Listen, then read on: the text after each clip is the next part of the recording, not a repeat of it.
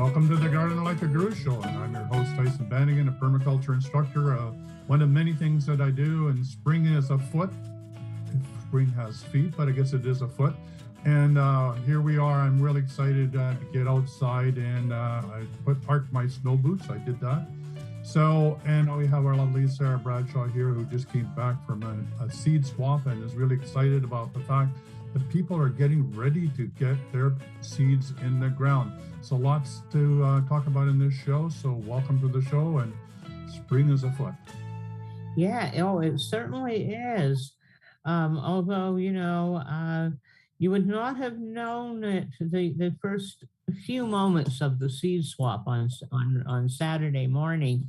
We were right down by the river in Enderby, and it was chilly and foggy. But once the sun broke through, hey, we were fine. And, it didn't deter people one bit. We had a great turnout. That's wonderful. Yeah, it was absolutely fabulous. People came out. They didn't, linger and shop as much as in previous years. We had considerably few vendors. It was outdoors, which was kind of a deterrent to hanging around for much longer than you really needed to. But we had phenomenally good food available, which is always such a boon. Yeah. And we had, very good options there for people. And the seed vendors were very, very close to home. And, we had a bit of a conversation about that afterwards, that the donations and things that came in to the seed library pretty much matched what we got when we had, a whole lot more people. The number of seeds, like all the seed packets that were dispersed in that, we actually dispersed as many as we did back in 2020, just before the COVID shutdown hit everything. Wow. Whatever year that was, that we gave away almost as many seeds, which told us that although we had a lot fewer vendors, we still had an awful lot of local people that come every year through the door. Right. And accessing the free seeds. So that was a wonderful reaffirmation that, more and more people are getting on board with this. And so what we're seeing is that, once upon a time, we were pretty much the only seed swap in the valley. Well, let's just hold it just there for a timeout. So I think some people on this call may not understand what a seed swap's all about. So maybe you can, for those that don't know, I know that I have a friend in Africa who may be tuning in.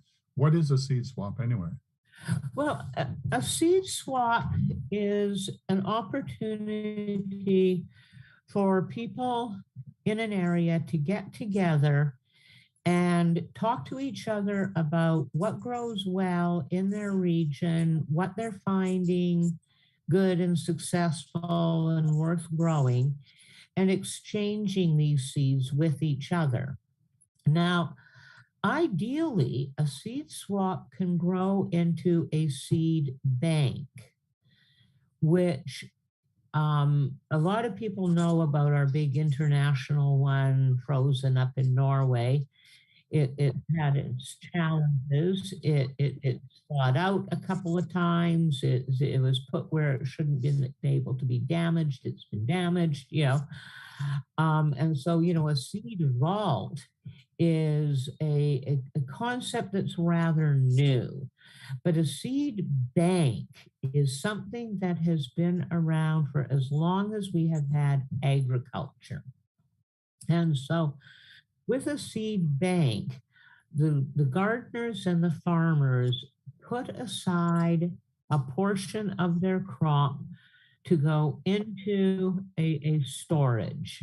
whether it's a clay storage jar that's corked up and put in the back of the cave somewhere and not put out for people to eat, or whether, it's put into, individual packets and sealed up. But, the idea of the seed bank is to safeguard the seeds from one year so that the following year farmers can come and access seeds that will grow in their region and in their climate.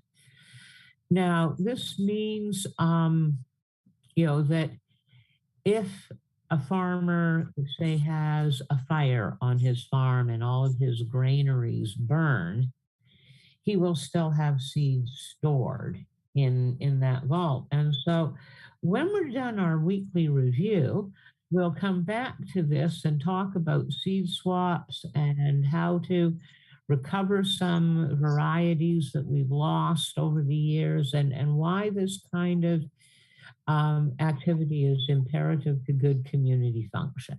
Okay, great. So what's up this week? Well, what's up this week is we're coming up to to the second quarter of the moon on Thursday. So right now we're in the first quarter. Today we're in Aries, and we're in Aries all day long today. So that's Aries is a fire sign. Not best necessarily for doing any planting, but definitely a good time for you to be getting the greenhouse ready, getting things up and running. Now, tomorrow, we go void, of course, really, really early in the morning, and we stay void until about almost 11 o'clock in the morning. And so, the day is going to get off to a little bit of a difficult start for some people. Try not to adhere too closely to a schedule tomorrow morning. Try and, let things unfold a little bit so that, that void period is over before you're really having to get down to business. It's really hard to get things started in a successful way when the moon's in a void period. Wednesday, all day long, we're in Gemini. Now, Gemini is good for planting some things, flowers for sure, but more than anything, it is fabulous for beginning your melons.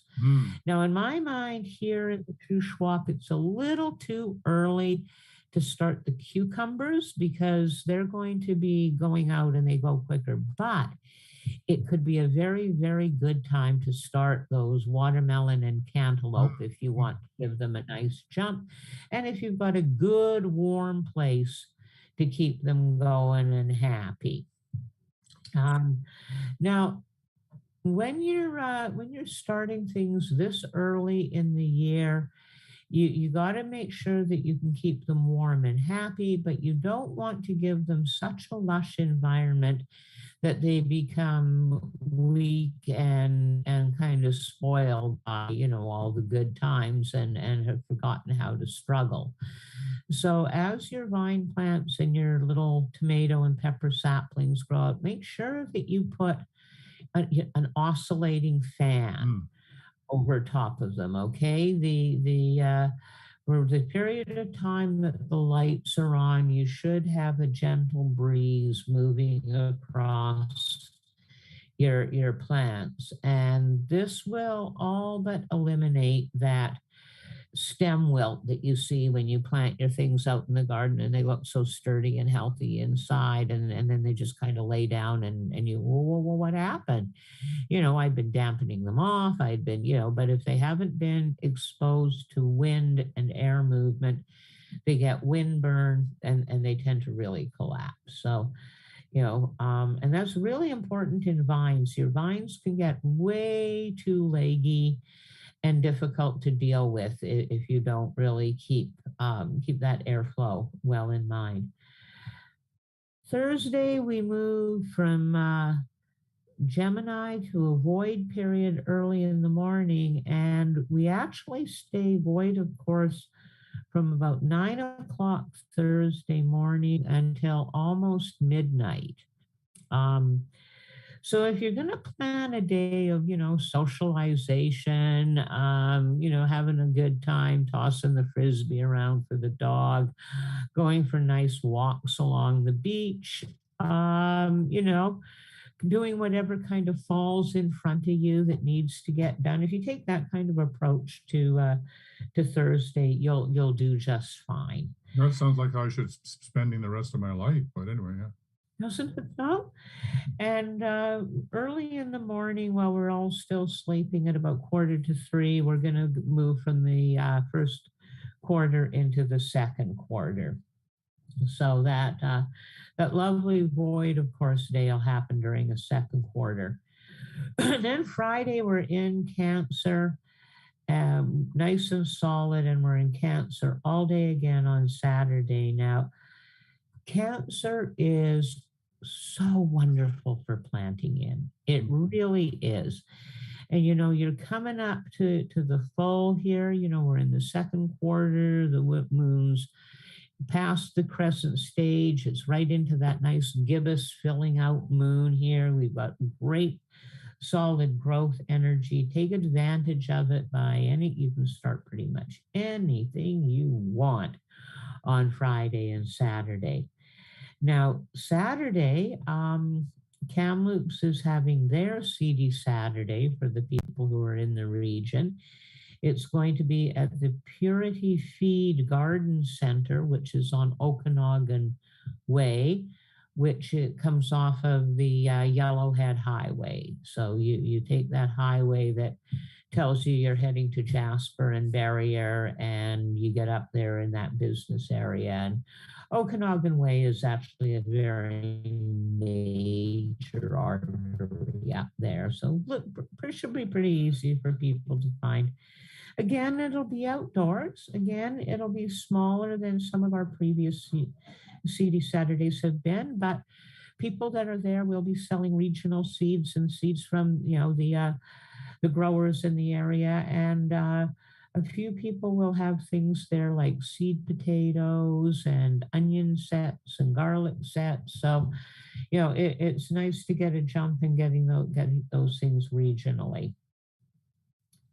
On Sunday, we going, of course, briefly in the morning, and by just afternoon, we're in Leo, which brings us back to a fire sign. So, once we hit Leo, especially in that second quarter, the planting opportunities will be even more diminished. But, Friday and Saturday look incredibly skookum. Okay. Good. Yeah. So, one of the things that has kind of come out of, people coming out of this lockdown is small groups are forming, much like they did back in the 70s when we started looking at forming up farmers markets, kind of getting the back to the landers, realized that in a lot of cases, the towns had become so much bedroom communities that they actually had to rebuild in a community sense as well.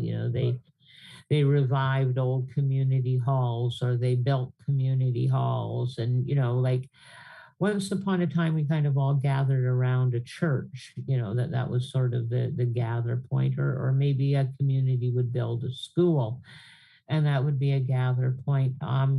Gardens seem to be a common thing. A lot of places are kind of getting going with a community garden. But this coming back in a more constrained way is actually getting us to focus on like what's local, what can we do, and also to tell you, more than a few people have been spooked, and spooked thoroughly, by what they perceive as massive breakdowns in the supply chain. Right. And, so now they're thinking, okay, well, what can we do locally? Because, one of the things that we fell into was the belief that bigger was better and bigger was cheaper and bigger was the way to go, and that the bigger you were, the more important you were, and the better it all was. And so in order to do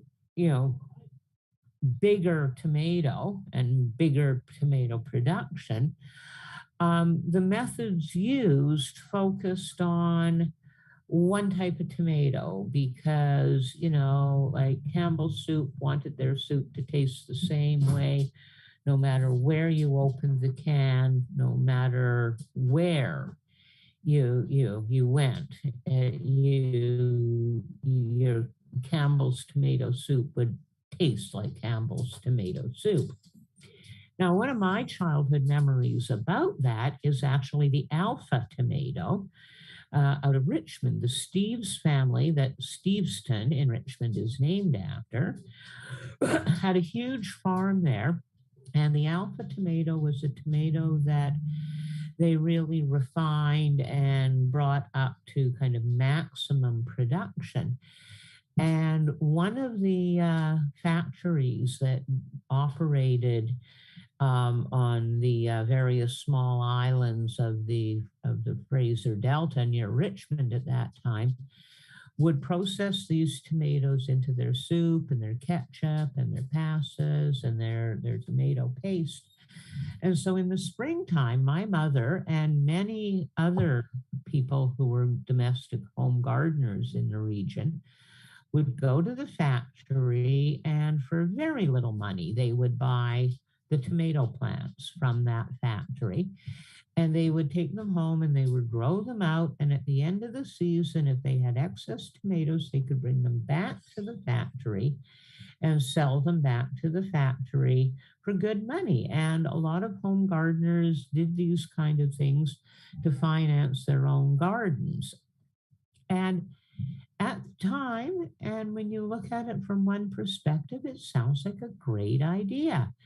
You get really healthy, vigorous tomato plants. They're going to grow really well in your area. And you've got a guaranteed market for your excess should you have excess. But it also meant that absolutely everybody, or close to everybody, in that region was growing only the alpha tomato. And you lost all this incredible diversity, and it went by the wayside.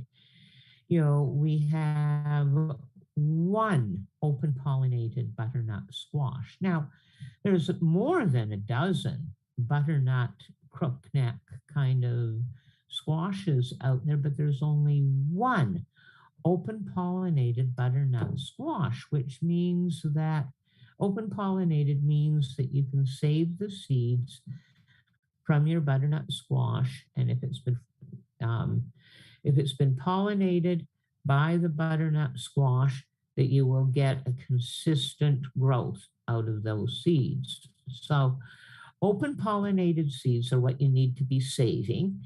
And all heritage and all heirloom seeds are all open pollinated. They wouldn't be heritage and heirloom if they were not. So the alternate to your open pollinated seeds are your various hybrids. And the problem with a hybrid is from that seed, you will get a very consistent plant. If you plant a hybrid broccoli, you are likely to get broccoli that is consistent through the entire row. But should that broccoli go to seed, it will produce who knows what from its various parentage, because some of the parents will be chosen because they have a nice large head, but other ones might be chosen because, they have the ability to grow really rapidly. And, so when they cross, you might get the gene for that rapid growth and get yourself, a 10-foot tall kale looking plant that isn't particularly toothsome. So, hybrid seeds are crossbred, and they therefore, that you can't be saving the seeds from them and expect consistency. So a lot of the commercial production used hybrid seeds. A lot of the commercial production focused on only one or two varieties that did particularly well, and a lot of other stuff got eliminated. Some of it got eliminated because it didn't pack well. You know, I don't know if you're familiar with the Turkish cap squash or the turban squash, but it looks like Quasimodo. You know, it is all gnarled and mangled looking. It's round, but it has bumps on the top and it might have bumps on the bottom. And, you know, it's a very bizarre alien looking creature. Well, there's an incredibly fabulous melon called the Jenny Lind melon, named after the Swedish songbird. And it is thin skinned, green, kind of like a honeydew, incredibly sweet in flesh, tasting a little more like a cantaloupe than a honeydew, but far sweeter than either one of them. And it kind of disappeared in the middle of the 20th century because between the thin skin and this incredibly warped Quasimodo growth that it had, it was very difficult to ship. It damaged easily in shipping, and you couldn't pack a crate and say 12 to a crate because, you know, there might be 14 or there might only be 9. You know, so we threw out things because they weren't all of uniform growth or all of uniform color. And I'm thankful to see that this is disappearing. You know, there's actually an ugly food movement where, you know, they're packaging the pugly potatoes, the ones that have little warts and lumps and blumps, and, you know, they're not the absolutely perfect baking size. Well, that used to get left in the field when I was a kid. And after they packed up their bags of potatoes and had them ready to ship, they didn't mind neighbors coming and gathering and gleaning. But, you know, when we look at the waste of food production, when we talk about big food, I'm really glad that people are finally coming to the understanding that small can be better. Local can definitely be better. And that the more of this we do for ourselves, the more power we're actually retaining for ourselves. I think I've found too that, especially in the area of potatoes, where they've limited the amount of potatoes that are produced, I think down to 6 to 8 varieties because of the mechanical way they harvest them. If you get some of the original potatoes, which I was fortunate to get out of the Robson Valley area, and unfortunately didn't get saved.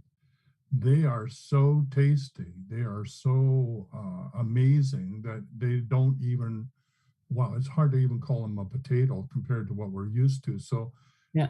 not only are these vegetables amazing, they taste, their taste is incredible. That's what we're missing is the taste, right?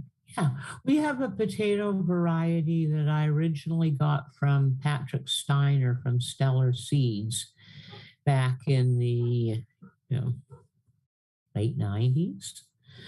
Would have been in the late 90s because it was before we did the community garden. At any rate, there are a variety of French fingerling potatoes, and you grow them in a trench. And year after year after year after year, they come back, and then one year they'll finally start, dying out a bit. And that year we won't eat any of them at all.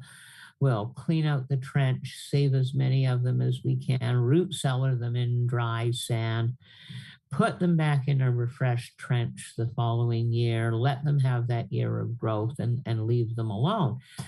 Now, they start out as tiny little potatoes, but they kind of all grow together along the root, and they ultimately meld and mold, and you get these long, weird-looking potatoes, but they taste like you've already mashed the butter in with them when you eat them. They are amazing. They are amazing. Oh, so good. Yeah.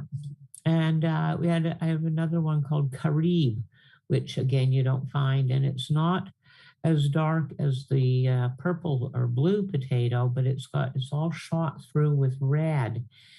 and it makes kind of a pinkish mashed potato. But again, it is just so tasty. And in my opinion, it makes the absolutely best. If you like latkes or any kind of potato pancake kind of stuff, they're your babies. They are so good done that way. Well, I used to make potato salad other than just because I take them to, potluck and get all sorts of comments about why is your potato salad red, right? I like that too. Yeah, so, if you organize a seed exchange, if you just get a few of your friends together and say, bring your seeds, and we'll trade. Now, people show up with seeds that they themselves have saved, like these are my marigolds. I got the seeds from my mom. She had them, and, or, people will bring seeds that that they grew in their own garden, that like, oh, I got these from, I bought these last year, I grew them out, they seem to be consistent. People also bring their old seeds, like, these seed packets have been kicking around for years and years and years. It's time to put them out on a table and let somebody else have them. And I really advocate for that because, about 40% of seeds that go into packets never, ever, ever hit the ground. Well, that's a lot. I didn't realize it was that huge. Yeah, and it's why I take them to seed swaps and put them out. And if somebody wants to give them a shot, give them a shot. One year at the Fintry plant sale, I had this lady bring me her father's seed collection. He had passed away about a decade ago, and they truly didn't know what to do with it. And it was in a tin, and they were all in little plastic bags, well labeled. And one of the more experienced seed savers said, "Oh, what a shame. Most of them will just be garbage. You'll have to toss them." And I said, "Oh, I won't toss them. I'll grow them. I'll see, like, so, like out of a packet of about, 1,000 um, sugarcane seeds, the people that I sent the sugar canes to in the areas of the world that would be a reasonable crop expectation. Each one of them, I sent about 100 seeds. Each one of them got somewhere between 5 and 8 plants. So yeah, they were old. The germination was down. I get it that that's 5 to 8 plants that will revive that variety. Right? Yeah. And that is what a seed swap can start to do. Well, it must have been important because with the pharaohs, they used to put seeds into the pyramids. So I mean, seed saving has been, going on. It's the way that you make sure that you have, food security from generation to generation, right? And the seed swaps and the seed libraries are really, really crucial because we are trying to recover diversity. Mm-hmm. And it's a really tough go, okay? Like it really is, like things disappear. Right now, I'm looking frantically for Bloody Butcher corn seeds so that I can revive a very limited gene pool in my collection. We had 2 crop failures in a row. 2 different years, planted them in 2 different places. We were doing everything right, but we're kind of down to an absolute bare minimum of 1 crop, and that's not really enough to do a good genetic mix. So seed libraries and seed swaps can bring people on board to help you grow out seeds. And for you to recover a variety, it takes a while. If, for instance, you take the Thelma Saunders sweet potato squash, okay? This was a squash that was very, very popular all the way from Tennessee up through Oklahoma and up into Canada. It was fairly easy to grow. It's a cream-colored acorn-type squash, very, very prolific. But it's cream colored. And, the industry standard for acorn was green. It's elongated and it doesn't grow as uniformly as a compact table king or table queen or, some of the hybrids. It grows sometimes much longer, much more difficult to pack. So it got kind of shunted off to the side, but it is without a doubt the most tasty of the acorn family. It fresh off the vine at the height of summer. It is like eating whipped sweet potatoes that people have already put the butter into. It is just absolutely divine. And so I became aware of it. So did a couple of other people. And I took some of the seeds to the Indigenous Leadership Gathering in 2009. And while I was there, I passed them on to Robert LeBaron, who grows out seeds for Dan Jason at Salt Spring Seeds. So he grew them and went, oh my word, what were those? I lost the packet, and unfortunately, I just kind of grew them in with our commercial crop and didn't keep them isolated out. So the next year I sent him about 200 of the seeds, and he started to grow them. He and Dan were aware that this was going to be a really good food crop. It would produce really well. It was incredibly tasty.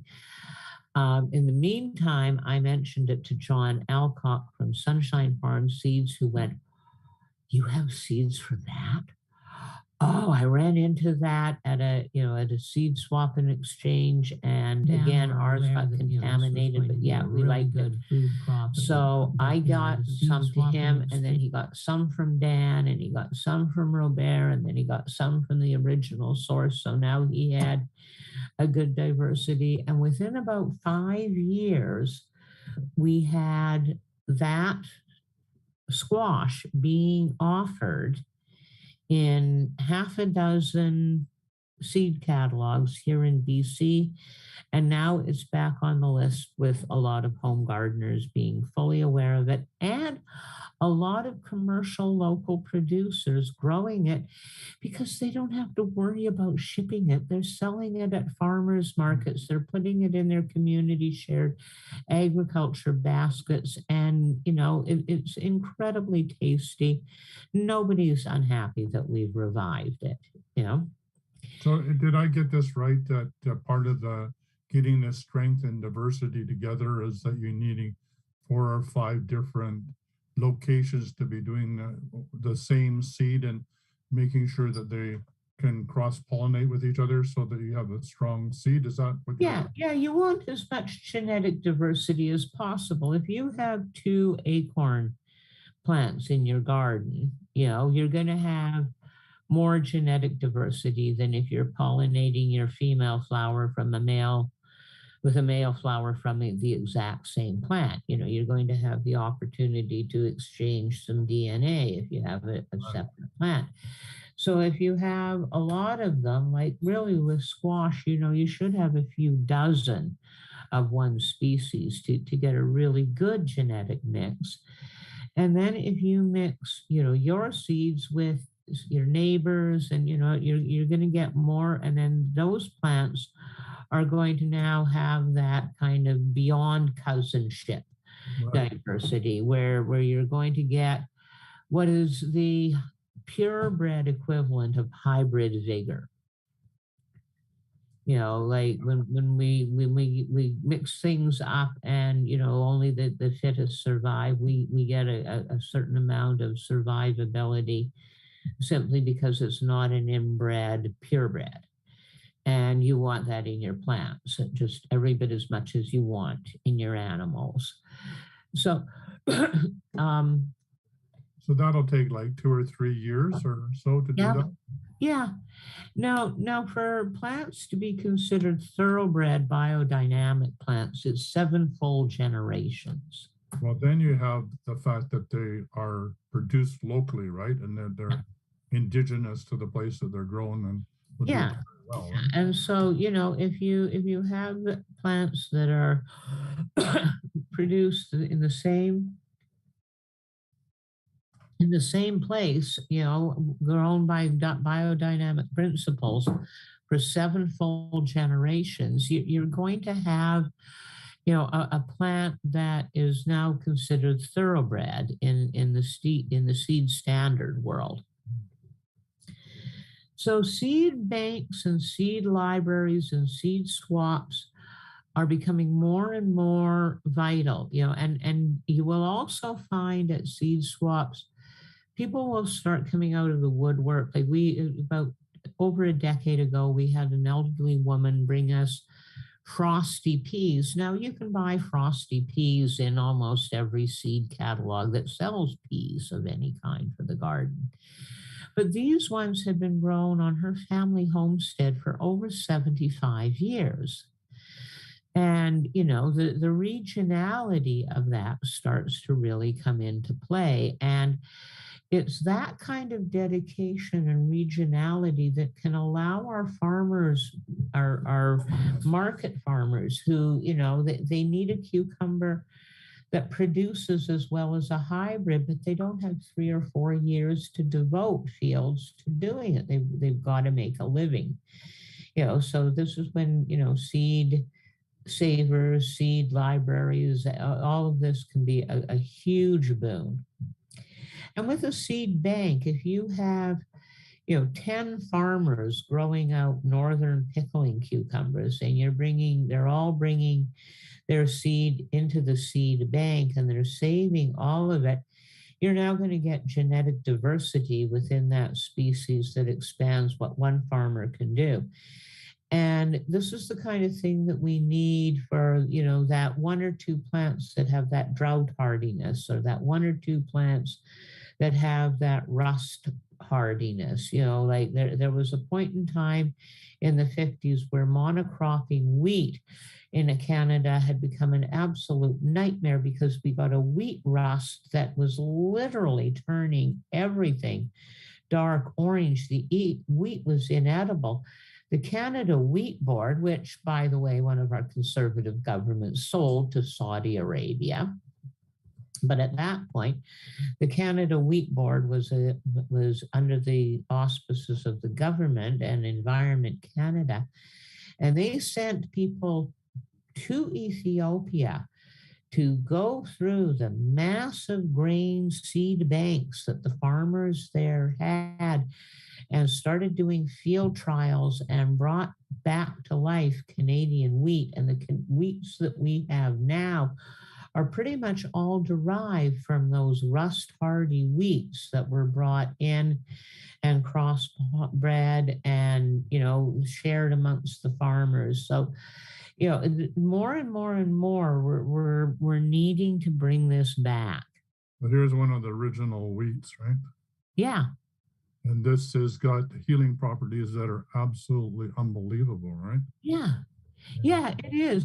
We've now, somewhere in the 70s, with the food industry wanting to incorporate more and more water and air into our food so that, we would be paying for that instead of nutrition, we developed wheats that had ridiculously high gluten content so that we could do Wonder Bread, that's all white and fluffy like a cloud, and it's called Wonder Bread because you wonder where the hell the nutrition is in it, because so but that our palates were trained to that, but it is such an imbalanced food that way that I'm encouraging more and more people to grow grain. And grains put in a garden flower bed, they look like decorative grasses. Blue stem Ethiopian wheat is as pretty as any other decorative grass you could want to grow. Red Fife wheat makes a wonderful backdrop for all sorts of perennial flowers. Bearded barley looks awesome. Yeah. So I encourage people to grow grains. Now, you won't grow enough grain to bake even probably one loaf of bread, but you should be able to harvest enough grain that you can do your own sprouted grains. Good idea. Good idea. Yeah. And then it's nice and it's fresh. It'll taste so much better. You'll be surprised about it. The life source in it will be absolutely amazing. And that leads me right into one of the other aspects that I really want to address about gardening, and that is that growing your food and medicine should be an act of self-care. I really like to help people garden in a way that is not physically difficult for them. And there are so many garden techniques that we're going to look at in film this spring about, ways of gardening that are easy on your body, that are, not going to be taxing for you to do.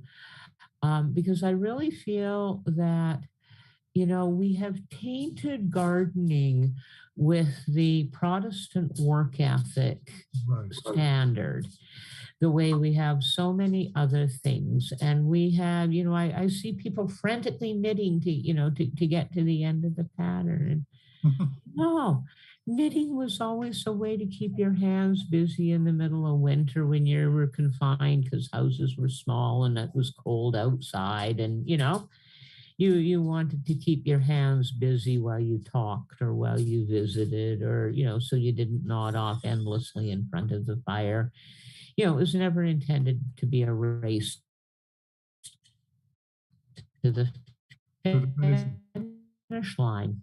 And in many ways, they are infinitely more therapeutic when I have to talk about your whole thing about seniors and gardening. We did a youth exchange with Indonesians, and we were in Saskatchewan, and they were shocked when they were assigned to work in the old folks home because that doesn't happen, right?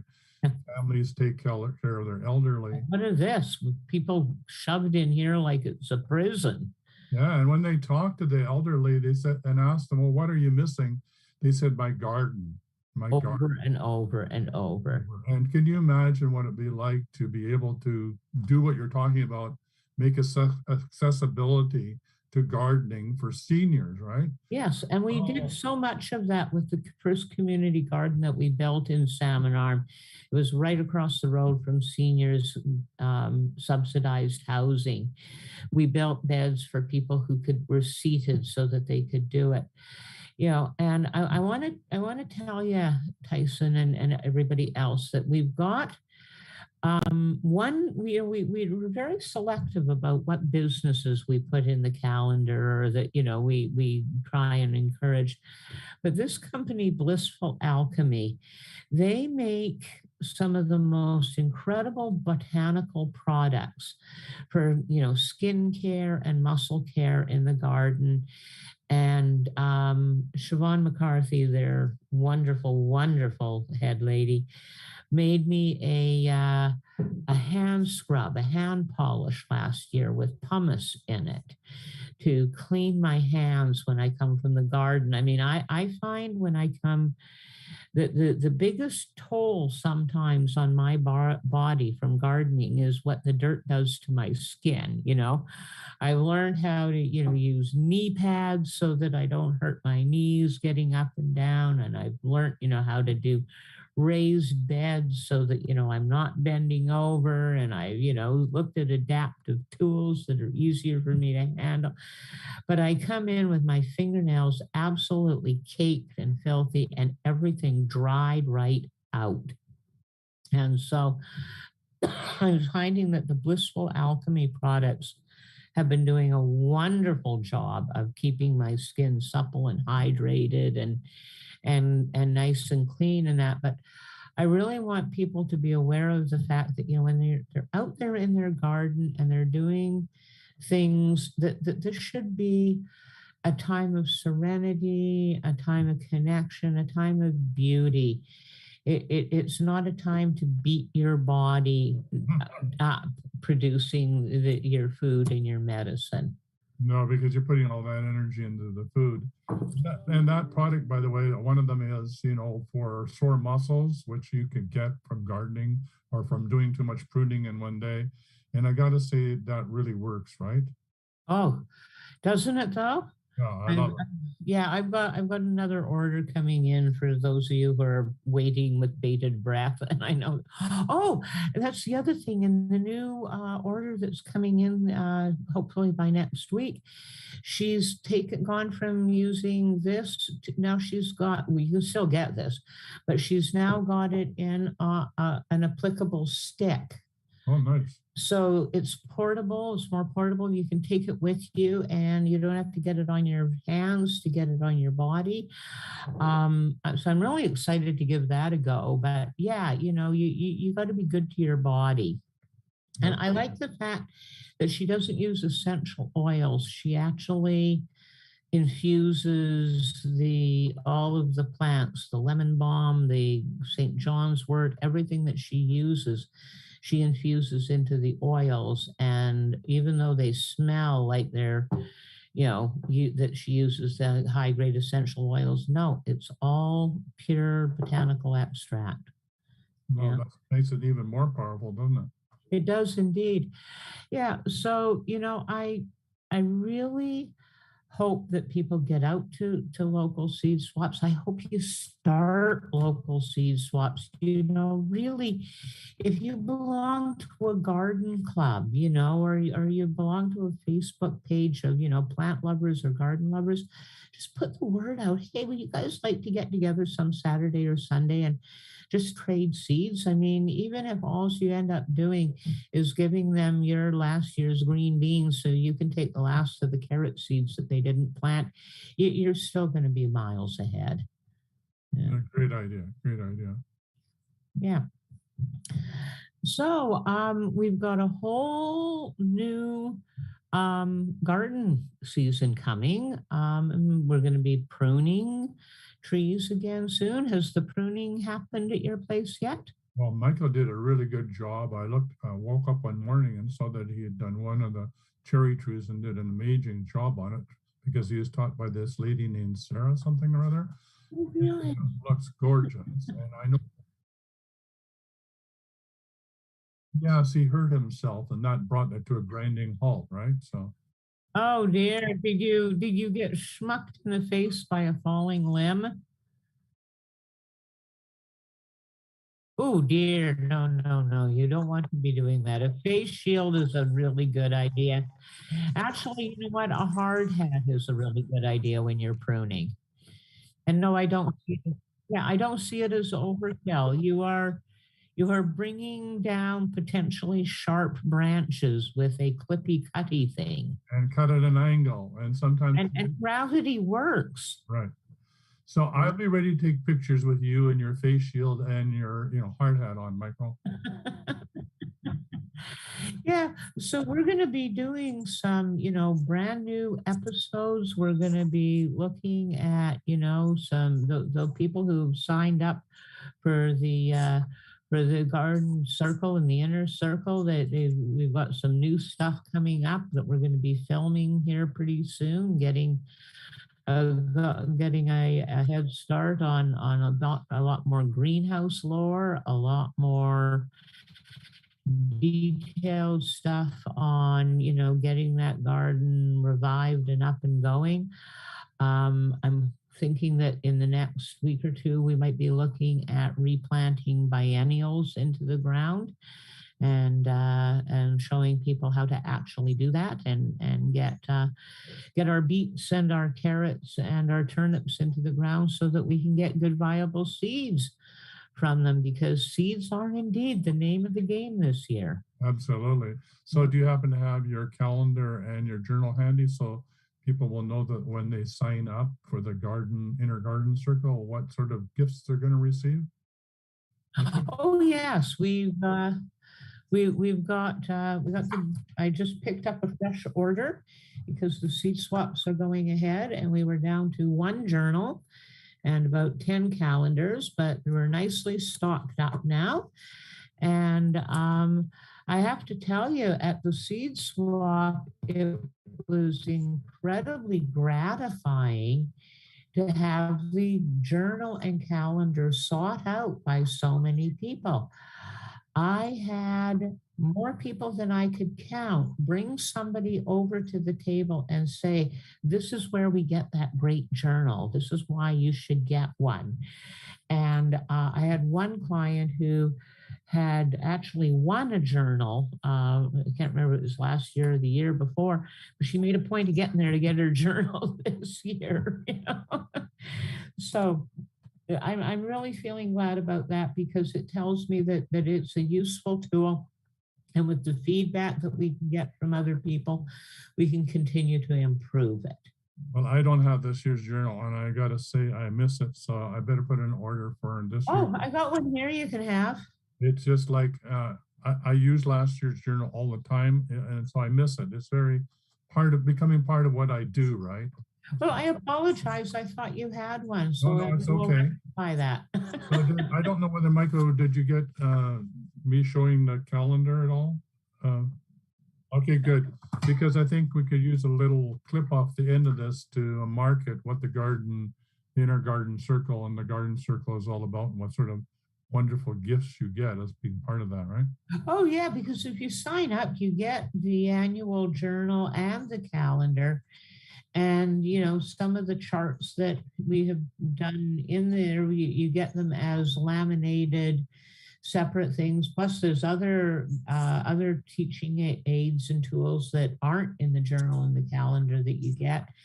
And of course, you get the opportunity to do one-on-one consultations with me, whether by video or in person. I think one of the funnest things last year was doing my very first video consultation with a student down in the Agassiz area who had so many constraints due to living in a strata development. And we found all sorts of ways to strategize what she could plant where so that she got maximum growth of the food and flowers she wanted and really mitigated what she saw as a rather unsightly landscaping option in the background. So the garden circle is awesome. We have a lot of good stuff going on. I think another thing that we are talked about maybe offering this year, and that is that because the demonstration garden's right here, that there's no reason why we can't have visitors come to the garden. They make an appointment ahead of time, and if you schedule it right, you could really come and see what's being shot in the garden and learn, well, it's actually absolutely come and take part in some of it, Guess what, you might be in the video. Yeah, I'd love to have more people come to the garden and do some hands-on, and we're planning on doing much more there. We're going to try and figure some ways to defeat the moles and keep the potatoes for ourselves this year. Oh, that's a big one. And are you going to be having time, or somebody going to be doing the community garden in town that you were talking about in one? Yes, I have reshuffled some of my priorities, and I have decided that my daughter Kate and I are going to mark out some regular time to do that type of gardening. We've both done it with community gardens in the past, and we find the idea of growing, large amounts of crop for distribution to all the members is really a brilliant way to nail down some real good positive food security. I just had a crazy idea, and I don't know whether it's even possible, but I know that the schools have some schools in the area have gardens, right? Yes. So I was wondering, maybe for the summer you can make an offer to some of those students that are on vacation, that they could maybe come and help you in one of the gardens or so. That's always a possibility.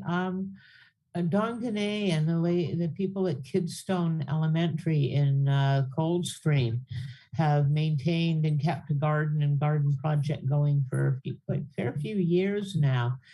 And we used to have one in Salmon Arm, and what we found was really, really useful for the students was to actually get them into growing a garden more for seed production Yeah. and for food production, because the highly productive area of the garden is the exact time that the children are out of school. And so watering and harvesting ends up falling on, a few volunteers and that. And if you're growing things, that need to be consumed, all the time, like, the tomatoes and the peppers and that, it can become problematic. But if you've grown things that you're going to let go to seed, like the beans, let them grow and grow and let them go to seed, peas, various flowers, squashes, when the kids come back, they can then be involved in harvesting, cleaning, and packaging up and selling the seeds. And the year before COVID hit, Kidston Elementary had really taken that to a high level, and they had a wonderful time selling their own seeds as a fundraiser at their carnival, and they did way, way better than they had predicted. Right. But we saw that at AL Fortune in Enderby as well. We called them ALF seeds.